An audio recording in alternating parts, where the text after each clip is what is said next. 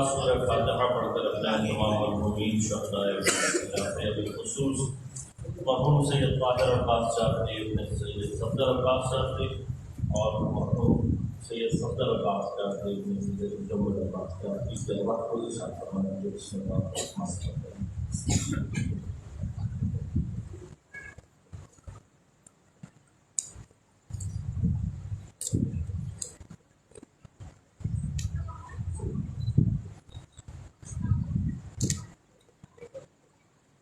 أعوذ بالله السميع العليم من الشيطان الرجيم.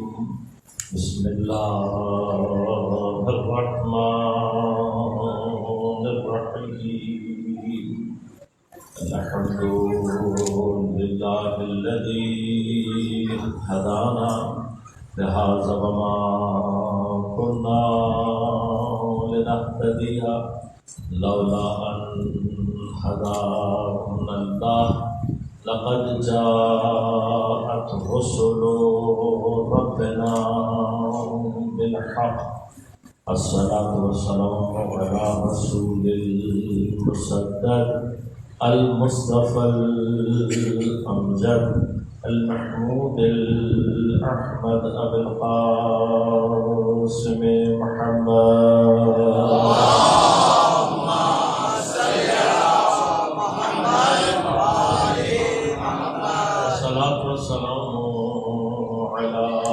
أسد الله الغالب غالب على كل غالب علي بن أبي طالب.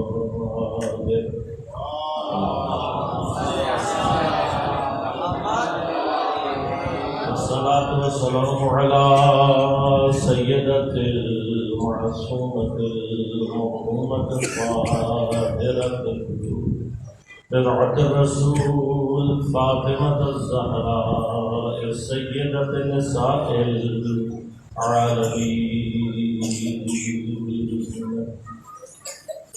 والصلاة والسلام على الحسن المجتبى والحسين المغموم وأهل بيته الطيبين الطاهرين المعصومين المظلومين المرتجبين المنتخبين لا سيما بقية الله في الأرضين روحي وأرواح العالمين لتراب مقدمه الفداء ولعنة الله على أعدائهم أجمعين. أما بعد قال الله تعالى في كتابه الكريم بسم الله الرحمن الرحيم. قل إنما أنا بشر مثلكم يوحى إلي أنما إلهكم إله واحد. صلوات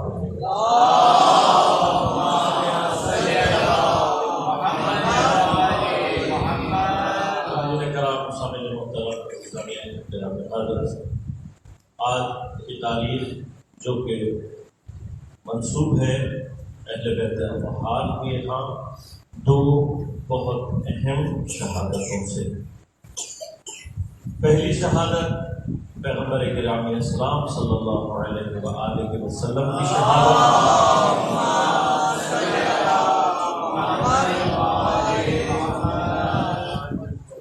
اور دوسری آپ کے سبت اکبر امام حسن مصطفیٰ علیہ السلام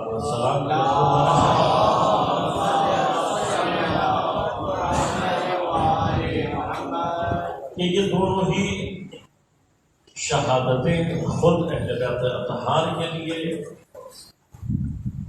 خاندان عصمت و طہارت کے لیے ان کی مصیبت سنگین اور یقیناً ان کے چاہنے والوں کے لیے بھی یہ مصیبت اور اس کا بار تو برابر ہو جاتا ہے کہ جب دو معصومین اور وہ بھی اس مقام اور اس کیفیت کے ساتھ اور اتنے مظلومانہ انداز سے ان کی شہادت واقع ہوں تو یقیناً چاہنے والوں کے لیے بھی یہ مقام سنگین ہے اور مصیبت عظیم.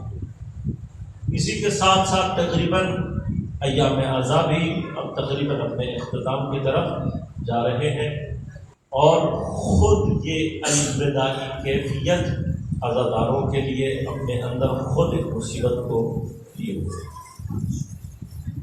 یہ اہل بیت اطہار کا لطف و کرم ہے، یہ پروردگار کا لطف ہے ہمارے اوپر کہ ہم وہ قوم ہیں کہ جو شدت سے اس غم کا انتظار بھی کرتے ہیں، اور ان ایام کے الوداع اور رخصت ہو جانے کی کیفیت کو بھی اتنی ہی شدت کے ساتھ محسوس کرتے۔ ہم اس بات پر یقیناً افتخار کرتے ہیں کہ پروردگار نے ہمیں وہ قوم قرار دیا ہے جو خاتم الانبیاء اور آپ کے گھرانے سے اس قدر شدید محبت رکھتے ہیں کہ اپنے غموں کے اوپر اہل بیت اطہار کے غم کو ترجیح دیتے ہیں۔ کوئی اور غم کوئی اور فخر قیامت کے دن ہمارے لیے موجود ہو یا نہ ہو، یہ افتخار ایسا ہے کہ جو انشاءاللہ قیامت کے دن ہمارے لیے تمام افتخارات سے زیادہ افضل اور سب سے زیادہ عظیم ثابت ہو جائے۔ عزیزان گرامی قدر، جب تاریخیں ایسی ذوات مقدسہ سے منسوب ہوں کہ جن کا مدح خواں خود پروردگار عالم ہو، جن کا مدح خواں خود زبان طہارت انبیاء اور ائمہ رہی ہو، تو وہاں پر ہم جیسوں کی کوئی حیثیت نہیں ہے کہ لفظوشائی کر سکتے۔ لیکن کچھ مقامات ایسے ہیں، ہماری کوئی حیثیت نہیں کہ ہم ان کے مقامات، ان کے فضائل کو بیان کر سکیں، لیکن یقیناً کچھ مقامات ایسے ہیں کہ جو سیرت سے بیان ہونے چاہیے، اس لیے کہ آپ تمام شہداء معصومین علیہ السلام کی سیرت ہمارے لیے بہترین رہنما اور بہترین ہدایت ہے۔ لیکن اس میان خود ائمہ میں سے بعض ذوات مقدسہ ایسی ہیں کہ جو بعض وجوہات کی بنا پر، البتہ اس میں یقیناً ہم سب کی ہی تقصیر ہے، ہم سب کا ہی قصور ہے کہ ہم نے ائمہ اہل بیت اطہار کی سیرت کو اپنے لیے اس طریقے سے موضوع قرار نہیں دیا۔ مسائل یقیناً درپیش ہیں، بہت سارے ایسی کیفیات ہیں کہ جن کو سامنے رکھتے ہوئے لیکن ہم اس قصور کو نظر انداز نہیں کر سکتے، اور اس کا اعتراف کرتے ہیں کہ ہم نے جس طریقے سے حق کا مطلب ہے وہ ادا نہیں کیا۔ لیکن میری کوشش ہوتی ہے کہ بعض مقامات پر جہاں موقع ملے تو اہل بیت اطہار کی سیرت کے حوالے سے چند ایک مقامات عرض کر سکوں، لیکن جو سیرت کے اوپر گفتگو ہے اس کی جہات ذرا مختلف ہے۔ تاریخ کی جتنی بھی گفتگو ہے سامنے والی، ایک تاریخ وہ ہے جو کہ ہم واقعات کو سننے کے لیے استعمال کرتے ہیں۔ یہ کیفیت نہ قرآن کی روش ہے، نہ قرآن کا طریقہ ہے، اور نہ اہل بیت اطہار کا طریقہ رہا ہے۔ نہ قرآن ہمیں قصے کہانیاں صرف سنانے کے لیے آیا ہے، نہ اہل بیت اطہار ہم سے یہ چاہتے ہیں کہ ہم کچھ قصوں اور کچھ کہانیوں کو، کچھ داستانوں کو یاد رکھیں۔ اصل ہدف قرآن اور اہل بیت کا کیا ہے کہ ان تمام تاریخوں کو، ان تمام واقعات کو جب بیان کیا جائے تو ہمارا سننے اور پڑھنے والا اپنے لیے عبرت حاصل کر سکے، اور ان واقعات کے ذریعے سے وہ بصیرت حاصل کر سکے جس سے وہ اپنی زندگی میں کوئی ہدایت حاصل کر سکے اور اپنی زندگی کو بہتر بنا سکے۔ لہٰذا پروردگار نے کہیں پر بھی اس سے بیان ضرور کیے ہیں، انبیاء کے حالات کو بیان کیا ہے، اقوام گزشتہ کے حالات کو بیان کیا ہے، لیکن قرآن کا ہدف یہ نہیں ہے کہ ہم ان قصوں سے انٹرٹینمنٹ حاصل کریں، ہم ان قصوں کو سننے کے بعد اپنے لیے وقت کو گزارنے کے لیے اپنے دل کی خوشی کا کوئی سامان کریں، نہیں، ہدف یہ نہیں ہے۔ قرآن کا ہدف کیا ہے؟ قرآن کا ہدف یہ ہے کہ تم ان تمام چیزوں سے اپنے لیے مقام عبرت حاصل کر سکو، اور ان کے حالات میں تفکر کرنے کے ذریعے سے اپنے لیے مقام بصیرت پیدا کر سکو۔ اسی طرح سے خود اہل بیت اطہار کی جو حیات ہے، جب تک انسان اہل بیت اطہار کی سیرت کو اپنے لیے عبرت اور بصیرت کے خاطر اس کے اوپر نگاہ نہیں ڈالے گا، تب تک اہل بیت اطہار کی زندگی ہمارے لیے نمونہ نہیں بن سکتی۔ مثلا میں نہیں کہتا کہ معجزات کو بیان نہیں کرنا چاہیے، میں نہیں کہتا کہ اہل بیت اطہار کی ان فضائل کو بیان نہیں کرنا چاہیے، لیکن مثلا اگر خیبر بھی بیان ہو رہی ہے تو میرے بچے کو یہ بھی پتا ہونا چاہیے کہ اس مقام پر میرے مولا نے اس قدرت روحانیہ کا اظہار کیوں کیا۔ اگر یہی معجزات ہیں تو کیا پوری کائنات مطلب جتنا بھی نظام ہے کیا اہل بیت اطہار نے ہر جگہ معجزات دکھائے؟ نہیں. اگر ہر جگہ نہیں دکھائے تو پھر یہاں کیوں دکھائے؟ یہ وہ مقام ہے کہ جہاں پر جب ہم اہل بیت اطہار کی سیرت کو تحلیلی نگاہ سے دیکھتے ہیں کچھ ہمارے لیے سوالات بھی حل ہو جاتے ہیں خود بخود تاریخ کے، اور ساتھ ساتھ ہمارے اپنے لیے رہنمائی خود بخود ہمیں میسر. اب آپ جانتے ہیں ان تمام اہل بیت اطہار 4 معصومین کی جو ذوات مقدسہ ہیں، ان میں سے بعض ہستیوں کو خاص طور پر دشمنوں نے یہ چاہا کہ ان کی شخصیت کشی کی جائے، کردار کشی کی جائے. جب اپنوں کو نہیں بڑھا سکتے تو کوشش کرتے ہیں کہ اہل بیت اطہار کو نیچے لایا جائے. اب یہ مقام ہے، یہ مرحلہ ہے. لہذا مختلف قسم کے مسائل ہم روزمرہ زندگی میں دیکھتے ہیں کہ اہل بیت اطہار سے، ائمہ اہل بیت سے، انبیاء کرام کے متعلق کچھ ایسے جملے بولے جاتے ہیں کہ جو ان کی شان نہیں. اور کوشش کیا ہے کہ اس ذریعے سے انبیاء علیہ السلام، ائمہ اہل بیت اطہار، ان کی جو ذات ہے اس کے اندر کوئی نقص پیدا کیا جا سکے، کوئی کمی پیدا کی جا سکے. لیکن جن کی عصمت کی گواہی قرآن نے دی ہو اور جن کو مقام و فضیلت پروردگار نے عطا کیا ہو، جتنا ہی دنیا کوشش کر لے کبھی بھی ان ذوات مقدسہ کو ان کے اندر ان کے کردار کے اعتبار سے کوئی کمی ایجاد نہیں ہو سکتی. آواز بلند صلوات.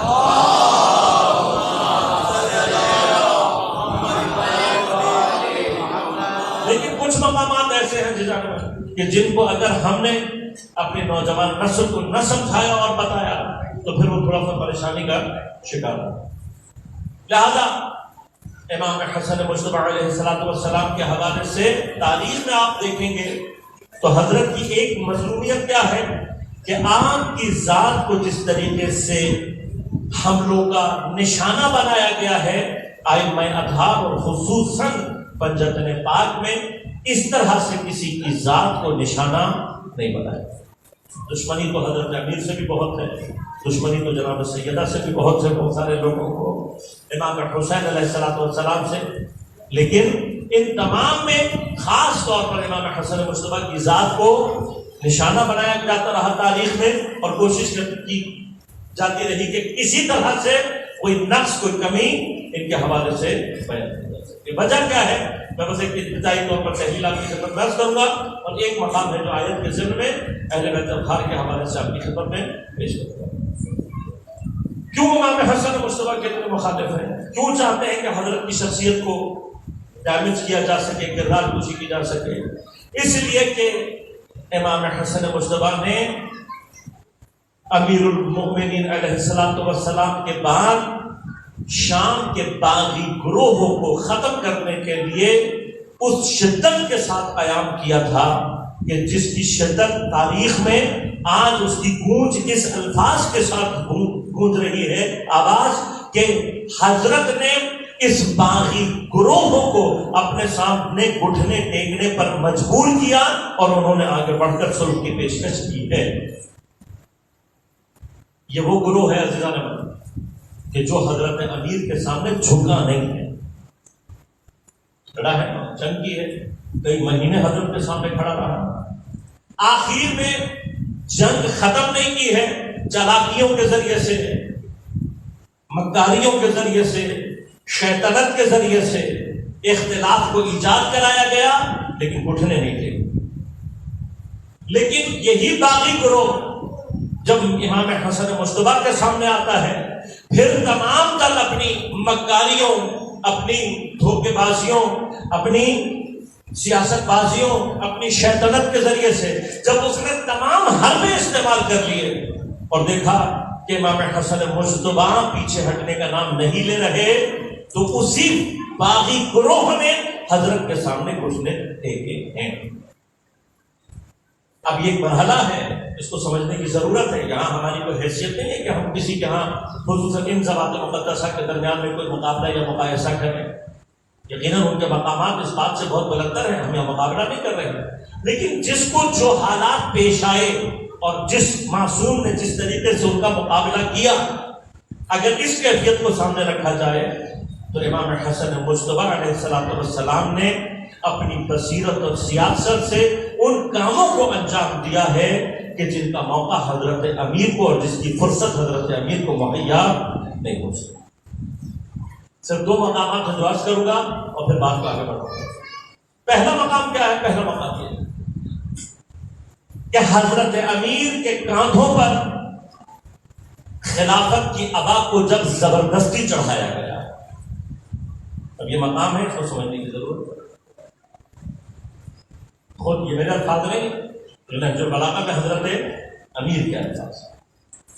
آپ جانتے ہیں کہ جب یہ خلافت کی ابا حضرت کو پیش کی گئی تو حضرت نے پہلے مرحلے میں اس کا انکار کیا. کیوں انکار کیا؟ کیوں انکار کیا حضرت نے انکار صرف اس لیے کیا کہ اس انکار کے ذریعے سے امیر المؤمنین تاریخ میں یہ بات رقم کرنا چاہتے تھے کہ وہ نظام جو اسلام کا نظام ہے، وہ نظام جو کہ الہی نظام ہے، وہ نظام کے جو پیغمبر کا نظام ہے، وہ نظام امامت و ولایت ہے. یہ جو کسی ایک مکان پر کچھ لوگوں نے جمع ہو کر اپنی مرضی سے ایک نظام بنا لیا ہے، یہ مسلمانوں کا تو بنایا ہوا نظام ہو سکتا ہے، اسلام اور خدا کا بنایا ہوا نظام نہیں ہے. دیکھیں، اگر میں مثال دوں تاکہ بات آپ تک کلیئر ہو، اگر الہی نظام ہو تو کیا الہی نظام میں یہ تصور کیا جا سکتا ہے کہ پروردگار کسی کو نبوت دینا چاہے اور وہ انکار کر دے؟ امکان ہے. کسی کو رسالت دینا چاہے پروردگار اور وہ انکار کر دے، کسی کو ولایت عطا کرنا چاہے پروردگار اور وہ انکار کر دے.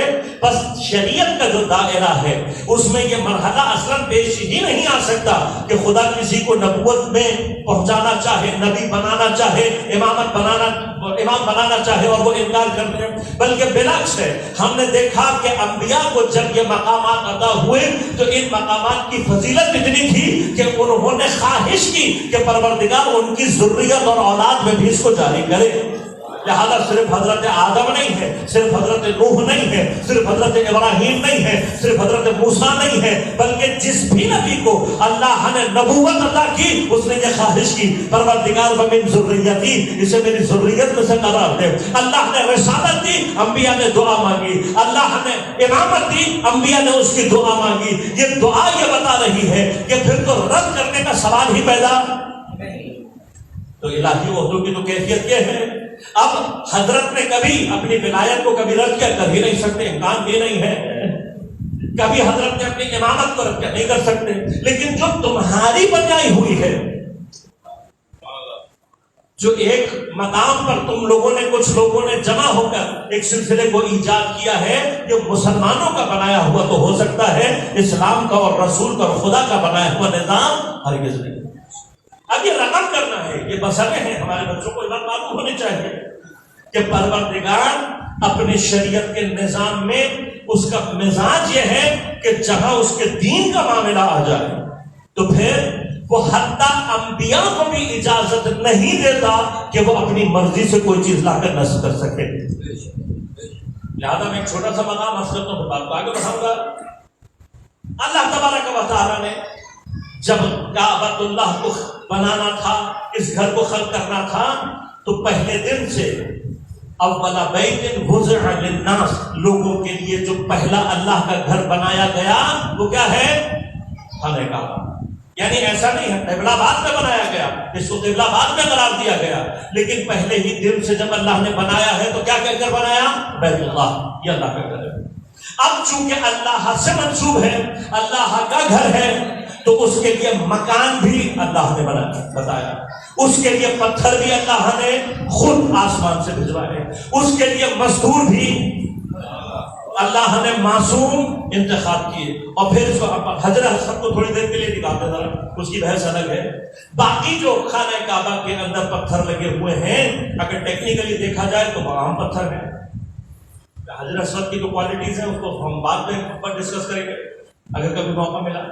لیکن ابھی جو باقی خانہ کعبہ کے پتھر ہیں، یہ پتھر بھی چونکہ بیت اللہ کا ہے، معاملہ دین کے دائرے میں ہے، شریعت اور ولایت الہیہ سے تعلق رکھتا ہے، تو ہر پتھر خدا نے اپنے حکم سے بھجوایا۔ کیا کسی میں جرأت ہے کہ خانہ کعبہ کے ایک پتھر کو نکال کر اپنی مرضی سے کوئی پتھر لگا دے؟ کسی میں جرأت؟ دیکھیے خانہ کعبہ کئی مرتبہ منہدم ہو چکا۔ ایک مرتبہ خانہ کعبہ اس وقت منہدم یعنی تاریخ میں ملتا ہے، کئی بار اس جگہ پر سیلاب آیا اور سیلاب کے اثر سے خانہ کعبہ کی عمارت کو نقصان پہنچا، لیکن جب بھی بنا ہے انہی پتھروں سے بنا ہے۔ کوئی باہر کا پتھر خانہ کعبہ میں استعمال نہیں ہوا۔ پھر خانہ کعبہ کو ایک اور زمانے میں منہدم کیا گیا۔ کس نے کیا؟ حجاج ابن یوسف ثقفی نے بنی زبیر کا خاتمہ کرنے کے لیے حملہ کیا، پورے خانہ کعبہ کو ڈھا دیا، منجنیقوں سے حملہ کر کے لوگ خانہ کعبہ کے پتھر اپنے گھر اٹھا کے لے گئے ٹماٹو کے طور پر۔ اب یہاں بچوں کے لیے ایک سوال کا جواب، البتہ یہ حلی جواب نہیں ہے، اس کو نقدی جواب کہا جاتا ہے، کہ ہمارے ہاں بعض بچوں سے پوچھا جاتا ہے تو پھر فوراً جواب دینے کے لیے جواب آپ کو دے رہا ہوں کہ جب بھی کبھی پوچھے تو یہ جواب ذہن میں رکھنا۔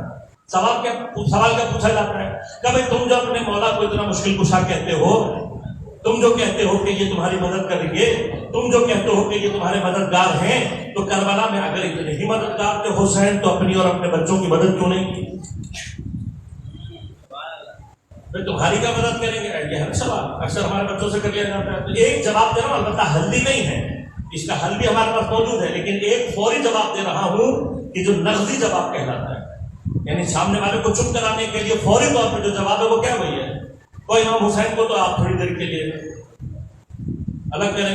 پہلے میں اب آپ سے پوچھ لیتا ہوں، آپ جو کہہ رہے ہو کہ اللہ تو مددگار ہے نا، اللہ تو سب پر کی مدد کرتا ہے نا، اللہ تو ہر چیز پر قادر ہے، تو پھر اس سوال کا جواب دے دو۔ یہی خدا جب ابراہا کا لشکر آتا ہے تو ابابیلوں کو بھیج کر اپنے گھر کی حفاظت یہی خدا کر رہا ہے، لیکن جب سیلاب آتا ہے تو خدا اپنے گھر کی حفاظت نہیں کرتا۔ جب حجاج ابن یوسف ثقفی جیسا ملعون آتا ہے تو پھر خدا اپنے گھر کی حفاظت، تو بتاؤ مرحلہ کیا ہے؟ بھائی خدا ہے نا جس نے پہلی مرتبہ اپنے گھر کی حفاظت کر لی، اب کیوں نہیں کر رہا؟ اب کیوں نہیں کر رہا؟ تو جو جواب تم یہاں دو گے وہی جواب ہم تمہیں دے دیں گے۔ مجھے کا مرحلہ ہے نا، مشکل کشائی کا مرحلہ ہے، تو جو جواب آپ کے پاس یہاں ہے وہی جواب ہمارے پاس وہاں ہے۔ یہ ایک نقدی جواب ہے، حلی جواب نہیں دیا جا سکتا ہے، جواب ہمارے پاس موجود ہے۔ مرحلہ صرف کیا ہے کہ خانہ کعبہ اب لیکن ہوا ہے جب حجاج کے دور میں خانہ کعبہ کو گرا دیا گیا اور اس کے بعد جب دوبارہ مراحل حل ہو گئے، حکومت کنٹرول میں آ گئی، اب لاپا تھا مسلمانوں کی طرف سے خانہ کعبہ کی نسبت سے ایک احساس پایا جاتا تھا، انہوں نے کہا ایک خوبصورت سا خانہ کعبہ بنائیں گے مہنگے پتھروں کا۔ ہاں تو کیا ہوا؟ جو پتھر لا کے رکھا جاتا وہ اس جگہ پہ ٹھہرتا نہیں تھا۔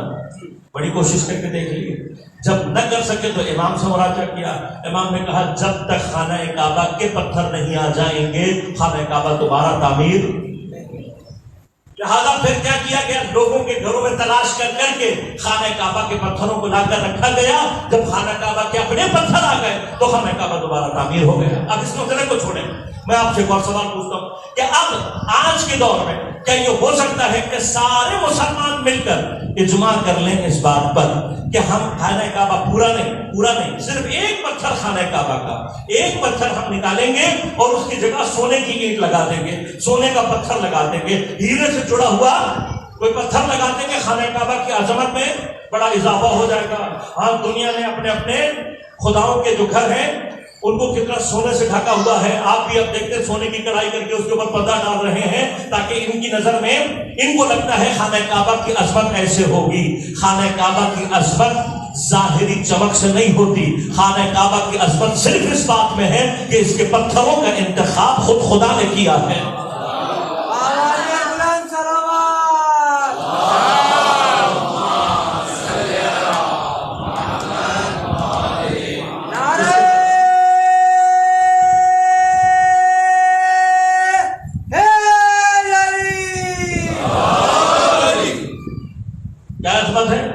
سونے کے پتھروں سے خانہ کعبہ کی عظمت نہیں بڑھے گی، ہیرے جوڑنے سے خانہ کعبہ کی عظمت نہیں بڑھے گی۔ خانہ کعبہ کی عظمت کس بات میں رہے گی؟ خانہ کعبہ کی عظمت صرف اس بات میں رہے گی کہ اس کے پتھر وہ ہیں جن کا انتخاب خدا نے کیا۔ اب پوری امت اجماع کر لے، ایک پتھر، صرف ایک پتھر کہ یہ نکال لیتے ہیں، اس کی جگہ سونے کا پتھر لگائیں گے، اس میں دنیا کے مہنگے ترین ہیرے جڑے ہوئے ہوں گے، وہ پتھر لگا دیتے ہیں. ہو سکتا ہے؟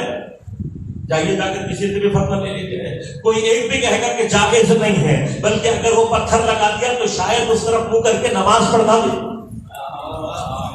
مشکل پیدا ہو جائے گی. کیوں مشکل پیدا ہو جائے گی؟ وہ بھی تو پتھر ہی تھا، پہلے بھی تو پتھر ہی لگا ہوا تھا. اب کیا مسئلہ آ گیا؟ مسئلہ صرف یہ ہے، اگر پتھر خدا انتخاب کر کے دے، خدا کہے کہ اس کی طرف رخ کر کے نماز پڑھو، تو پھر خدا کی خاطر اس کی طرف رخ کر کے سجدہ کرنا اہل توحید ہو جاتا ہے.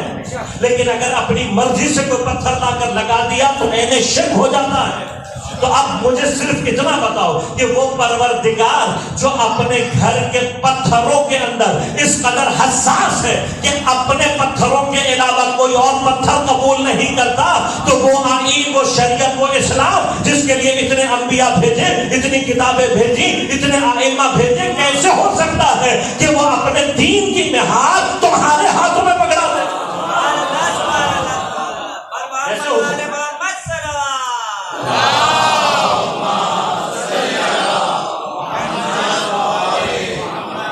امکان نہیں ہے اس بات کا کہ پروردگار جو اپنے گھر کے پتھروں کے بارے میں، جہاں دین کا معاملہ آ جائے، جہاں شریعت کا مسئلہ آ جائے، وہاں پہ پھر پروردگار کا مزاج کیا ہے کہ اگر اس کے بنائے ہوئے کے مقابلے میں اپنا پتھر بھی لے آؤ تو وہ قبول نہیں کرتا. یہ کیسے ہو سکتا ہے کہ اپنے بنائے ہوئے امام کے مقابلے میں تمہارے کسی نظام کو قبول کر لے؟ لہذا حضرت نے رد کیوں کیا؟ رد اس لیے کیا تاکہ حضرت کے اس رد کرنے سے تاریخ میں یہ بات ثابت ہو جائے کہ یہ خلافت کا نظام اسلام کا نہیں ہے، مسلمانوں کا بنایا. قبول کیوں کیا حضرت نے؟ اس لیے کہ عمل فساد ہے.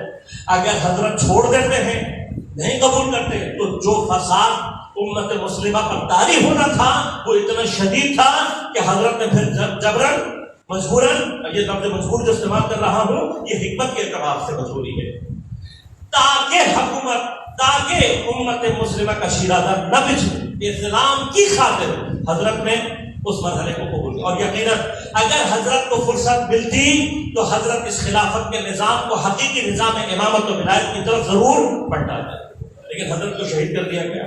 اب حضرت کی شہادت کے بعد جیسے ہی میرے مولا کے ہاتھ میں سلسلہ آیا تو آپ نے وہی رکا ہوا کام شروع کیا، اور اسلام کا حقیقی نظام متعارف کرانے کے لیے دوبارہ باغی جو گروہ ہے اس کے مقابلے میں اتر آئے. اور پھر حضرت کی اصل، اب اگر کوئی دیکھنا چاہتا ہے کہ ائمہ کی سیاست کسے کہتے ہیں تو آئے اور آ کر تاریخ میں امام حسن مصطفیٰ کے کردار کو پڑھے، حضرت کے کردار کو دیکھے تو پتہ لگے کہ اسلام کے اندر جب ائمہ اسٹریٹجی بناتے ہیں تو وہ اسٹریٹجی کا کمال کیا ہوتا ہے. اس قدر مجبور کر دیا میرے مولا نے. لہذا یہ جو لفظ امام کے ساتھ استعمال کیا جاتا ہے یہ سازش کا لفظ ہے، یہ سازشی لفظ ہے کہ امام کو امام صلح کہا جائے اور امام حسین علیہ السلام کو امام جہاد کہا جائے. یہ سازشی کردار ہے جو اس طرح کے الفاظ استعمال کرتا ہے. کیا کہنا چاہتے ہیں کہ امام حسن گویا بڑے صلح پسند تھے اور مثلا امام حسین علیہ السلام بڑے جہاد پسند ہے؟ ایسا نہیں ہے. ہمارا عقیدہ کیا ہے کہ ان دونوں کی اگر جگہ بدل دیتے تو کردار اور عمل میں کوئی فرق نہ آتا.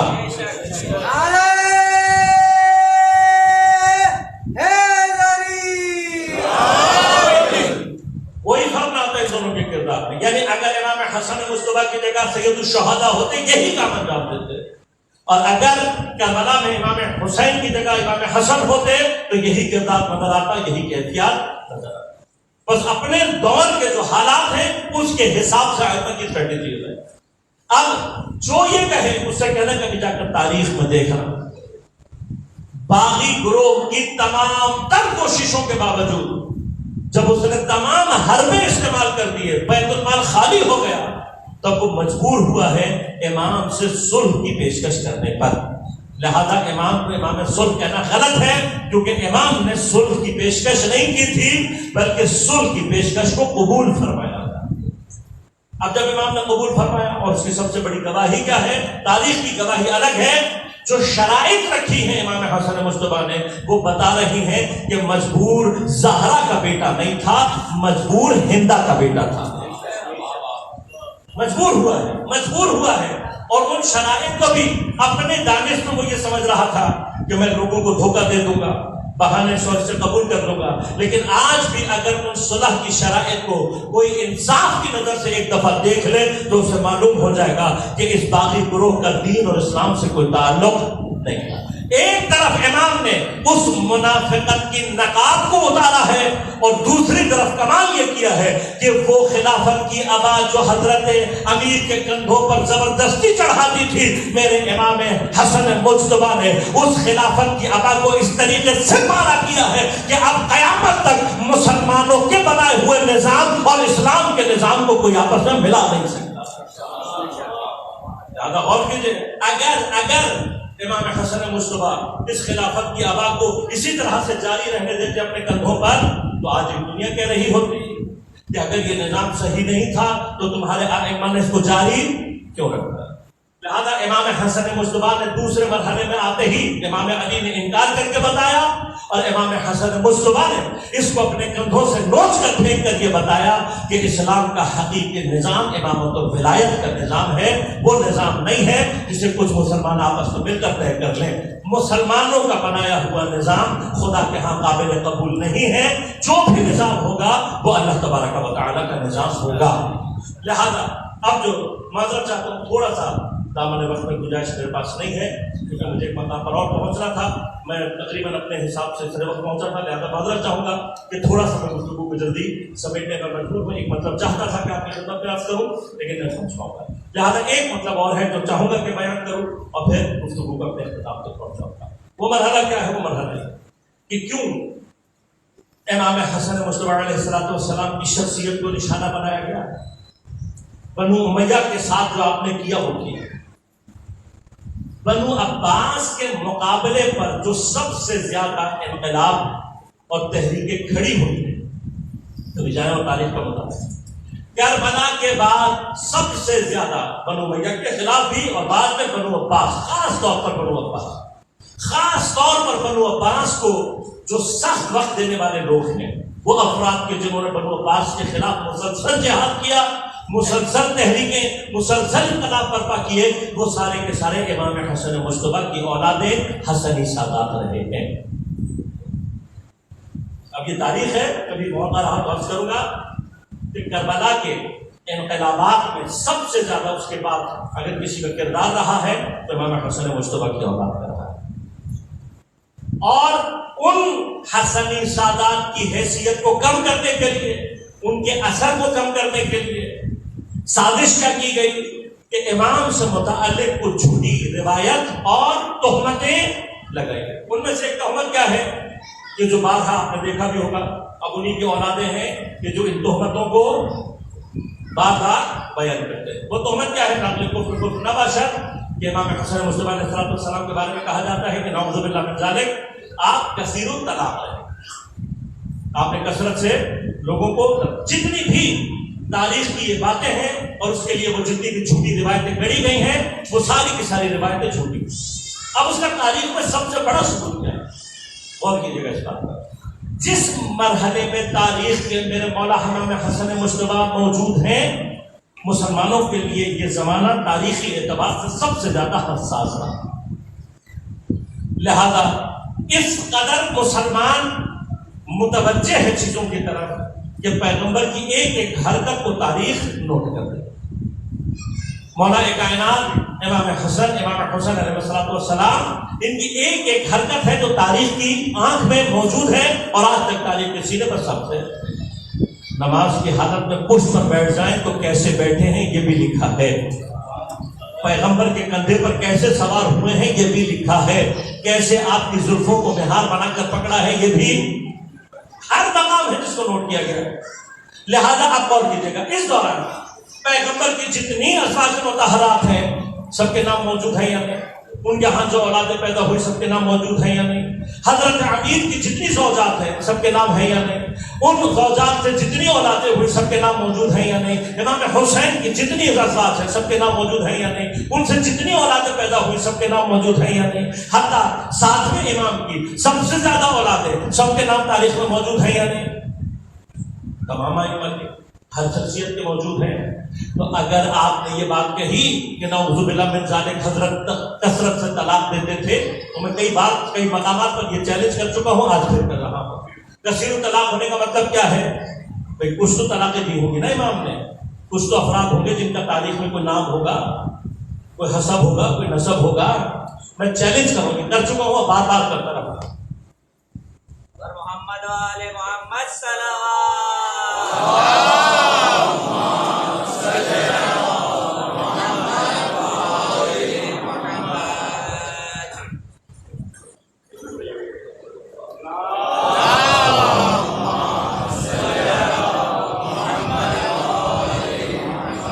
تاریخ کا ایک چھوٹا سا سوال، اور وہ سوال یہ ہے کہ اگر واقعاً امام نے کبھی یہ کام کیا ہو تو آپ مجھے تاریخ میں امام کی 6 یا 7 زوجات کے نام جو سب نے لکھے ہیں، اس کے بعد 2 یا 3 کے نام مجھے بتا دو کہ جن سے امام نے کبھی ازدواج کی ہو اور ان کو طلاق دی ہو.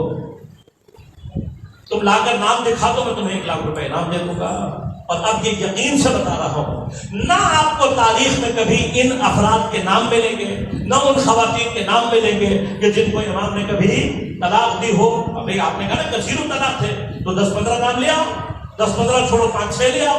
امام کی جو زوجات کے نام تاریخ میں لکھے ہیں اس سے آگے بڑھ کر کوئی 5-6-7 نام لا کے دکھا دو کہ بھئی یہ خواتین تھیں، ان کو نعوذ باللہ من ذالک امام نے دیا تھا. بس اگر نام نہ ملے کہ نہیں ہے، اگر ان کے نام نہ ملے تو جنہوں نے یہ جھوٹی روایتیں گھڑی ہیں پھر ان کا شجرہ تلاش کرنے کی کوشش کرنا، اور انشاءاللہ تمہیں وہ بھی نہیں ملے گا، ان کا بھی شجرہ انشاءاللہ نہیں ملے گا.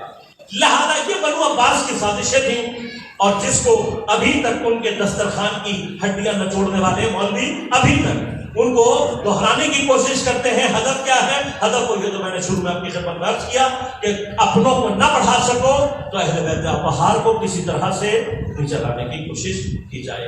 لہذا حضرت کی مظلومیت ہے کہ جس کا مدح خواہ قرآن رہا، جس کی مدحت خدا نے خود پیغمبر اکرام اسلام صلی اللہ علیہ وآلہ وسلم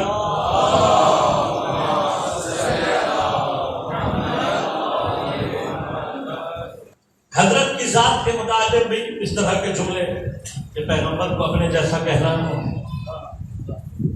یہ کہہ کر کہ جو قرآن نے کہا ہے، کیا کہا ہے قرآن نے؟ 2 مقامات سے کہ جہاں پر قرآن نے کہا قل اے حبیب آپ کہیں، کیا کہیں؟ انما، بس صرف انا بشر مثلکم، میں تمہارے جیسا، مثلکم تمہارے جیسا بشر ہوں، یوحا الیہ، میرے اوپر وحی آتی ہے.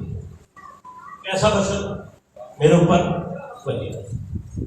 اب اس لفظ بشر کو لے کر کہ پیغمبر نے کہا میں تمہارے جیسا بشر ہوں، یہ کہا جاتا ہے نعوذ باللہ من ذالک کہ پیغمبر ہمارے جیسے ہی ہیں، اور بشریت کے وہ تقاضے کہ جب انسان میں نسیان، ہذیان، سہو یہ سب پیدا ہو جاتا ہے تو کبھی پیغمبر سے بھی ہو جاتا ہے.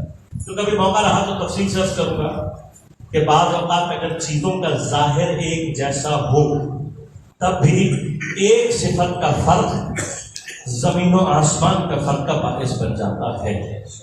تو کبھی تفصیل رہی انشاءاللہ، حتیٰ سائنٹیفک مثالوں سے آپ کی خدمت میں عرض کروں گا کہ چیزوں کا ظاہر ایک ہونے کے باوجود ایک صفت کا فرق زمین و آسمان کا فرق پیدا کرتا ہے.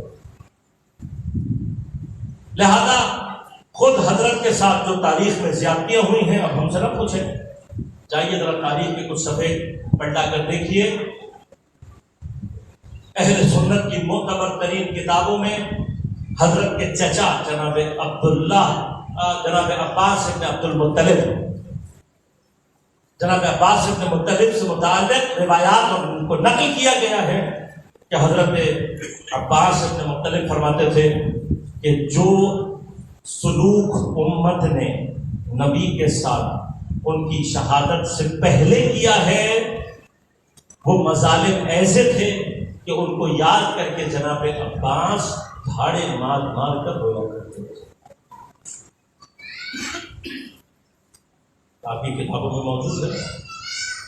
اب اپنے علماء سے سوال کریں کہ جناب عباس حضرت کے چچا صحابی وہ کون سی چیزیں تھیں جن کو یاد کر کے دھاڑے مار کر لیکن میں نے تاریخ میں شہادت سے پہلے حتیٰ خود پیغمبر کو دھاڑے مار کر روتے ہوئے دیکھا ہے۔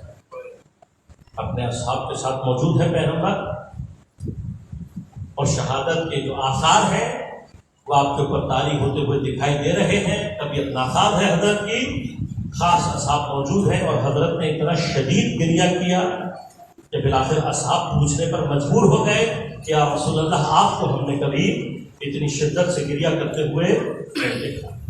کیا وجہ ہے؟ فرمایا اپنے لیے نہیں، اپنے بعد اپنی ذریت کے لیے رو رہا ہوں کہ میرے بعد میری امت میری ذریت کے ساتھ جو سلوک کرے گی، فرمایا گویا دیکھ رہا ہوں کہ میری بیٹی فاطمہ امت کے ہاتھوں تکلیف اٹھا کر مصائب اٹھا کر گریہ کر رہی ہوگی اور مجھے مدد کے لیے پکار رہی ہوگی، کوئی میری بیٹی کی مدد کے لیے نہیں آئے۔ میں کہوں گا یا رسول اللہ، آپ کے بعد آپ کی اولاد اور خصوصاً جناب زہرا پر جو مصائب گزرے ہیں، شاید ہی تاریخ میں کسی نبی کی اولاد پر ایسے مصائب گزرے ہوں۔ حضرت کی شہادت کے 75 سے 95 دن کے اندر یہ جو اب ایام آج سے شروع ہو رہے ہیں، ان کا خلاصہ خود جناب سیدہ نے یہ کہہ کر دیا کہ صبت علیہ مصائب لو انہا صبت علی الایام سرما لیا۔ باقا آپ کے بعد ان 75 دنوں میں مجھ پر وہ مصائب پڑے ہیں کہ اگر روشن دنوں پر پڑتے سیاہ راتوں میں تبدیل۔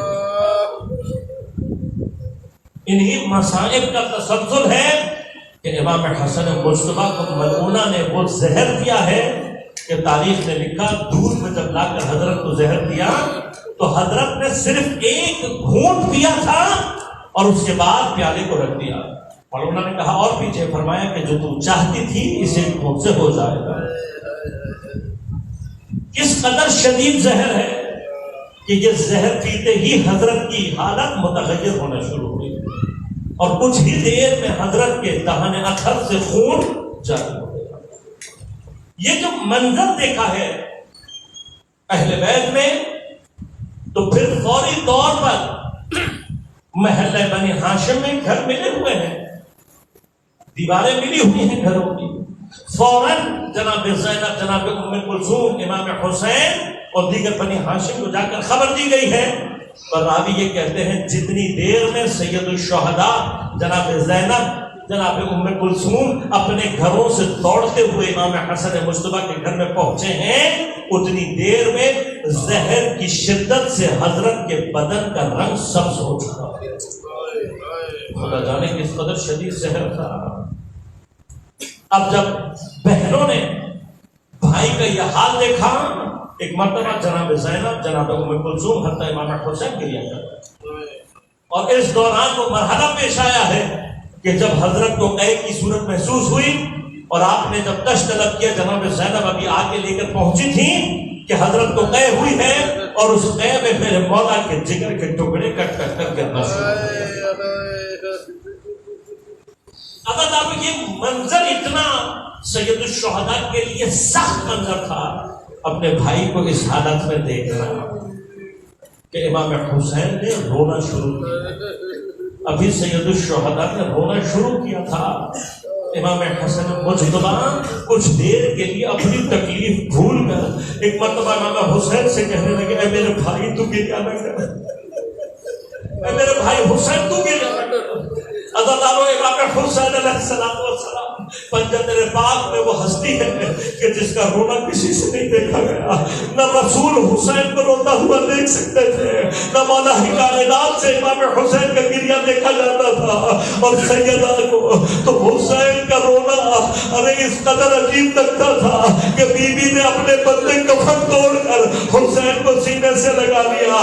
حسن مجتبیٰ ارے جگر کٹ کٹ کر آ رہا ہے، لیکن جب امام حسین کو روتے ہوئے دیکھا، کہا میرے بھائی حسین تو گریہ نہ کر، لا یومک یومک یا ابا عبداللہ، اے میرے بھائی میرے تو صرف جگر کے ٹکڑے ہوئے ہیں، ارے تجھے اس طرح سے شہید کیا جائے گا، تیرا بدن تیروں سے ڈھکا ہوگا، تیرے بدن سے تیرے لباس کو اتار لیا جائے گا، تیرے سر اقدس کو بدن سے جدا کر دیا جائے گا، ارے میرے جگر کے اتنے ٹکڑے نہیں ہوں گے جتنے تیری لاش کے ٹکڑے گھوڑوں سے پامال کر دیے جائیں گے.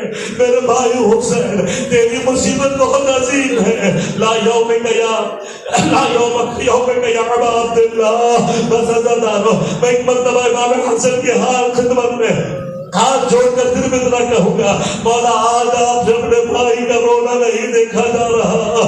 ارے کاش عاشور کے دن آ کر آپ دیکھتے ہیں ظالموں نے حسین کو کتنا رلایا ہے. ارے کبھی علی اکبر کے لاشے پر رویا ہے، کبھی قاسم کے ٹکڑوں کو اٹھاتے ہوئے رویا ہے، اور جناب عباس کے جنازے نے تو حسین کی کمر کو بھی توڑ دیا تھا. بس عزیزانو امام حسین کی آغوش میں امام حسن کی شہادت واقع ہوئی. ایک مرتبہ حکم دیا گیا، بھائی کو غسل و کفن دے کر جنازے کو آمادہ کیا گیا.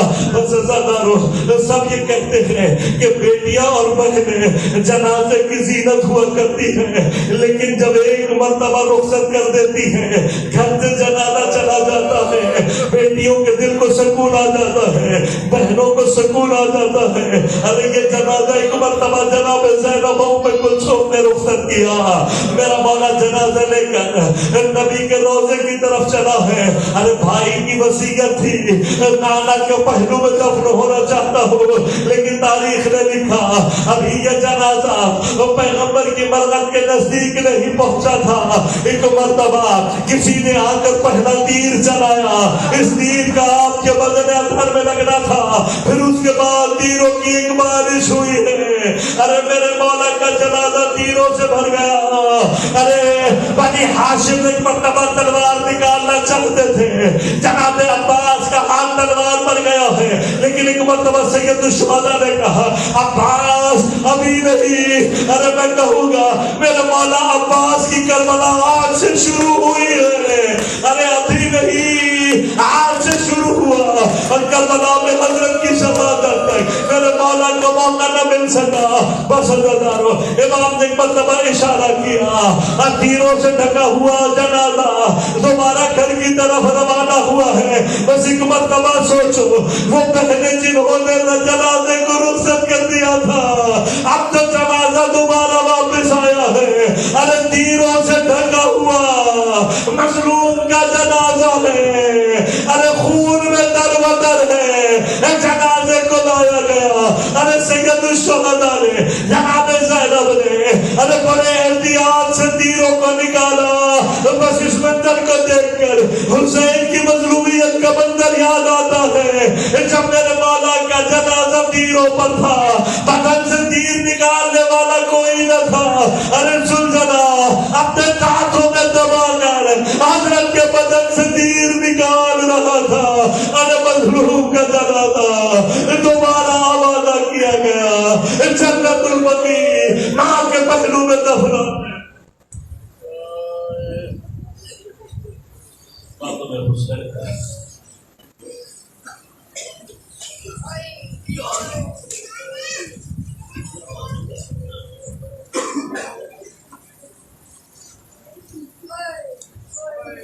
امام